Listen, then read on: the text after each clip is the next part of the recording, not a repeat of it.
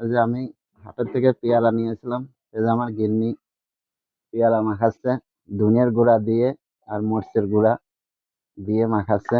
তো কেমন স্বাদ লাগে খায়া দেখাবো আপনাদের।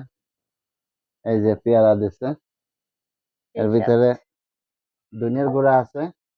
কি কি দিচ্ছে এর ভিতর? লঙ্কার গুঁড়া, লঙ্কার গুঁড়া লঙ্কার গুঁড়া আর কি?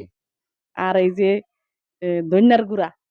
ঠিক আছে, আচ্ছা আমরা খায়া দেখি কেমন স্বাদ। আর সেই কে স্বাদ। কে ধনিয়ার গুঁড়া দিয়ে আর মরিচের লঙ্কার দিয়ে খাইতে পছন্দ আপনারা করেন খাইবেন নাকি? সেই কমেন্টে মজা। জানাবেন। আর যে যে খাইবেন আপনাদের সবারই দাওয়াত থাকলো, এসে খাওয়া যাবেন। এই যে সেই আমার ভাগ্নে চলে আসছে খাওয়ার জন্য। মামা খাবা তুমি? সেই স্বাদ। সেই পেয়ারা স্বাদ। খাবা? সেই আচ্ছা স্বাদ। খায়া দেখাচ্ছি আর মরিচের গুঁড়া দিয়ে আর ধনিয়ার গুঁড়া দিয়ে খায়া দেখি কেমন স্বাদ। আর কে কে পছন্দ করেন এটা খাইতে সবাই কমেন্টে জানাবেন। তো দাও খায়া আমরা দেখি। খাই। মামা খাও। খাও।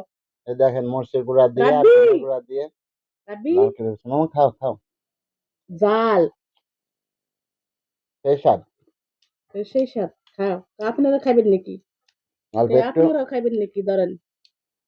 ধনিয়ার গুঁড়া দিচ্ছে তো হেবে গ্রাম করছে। আপনারাও খাইবেন নি? ধরেন, খান।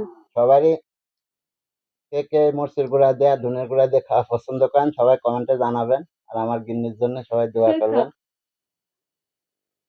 ওই যেমন ভাগ্নে আইছে। ভাগ্নে কেমন লাগতেছে? সেই স্বাদ। বলো।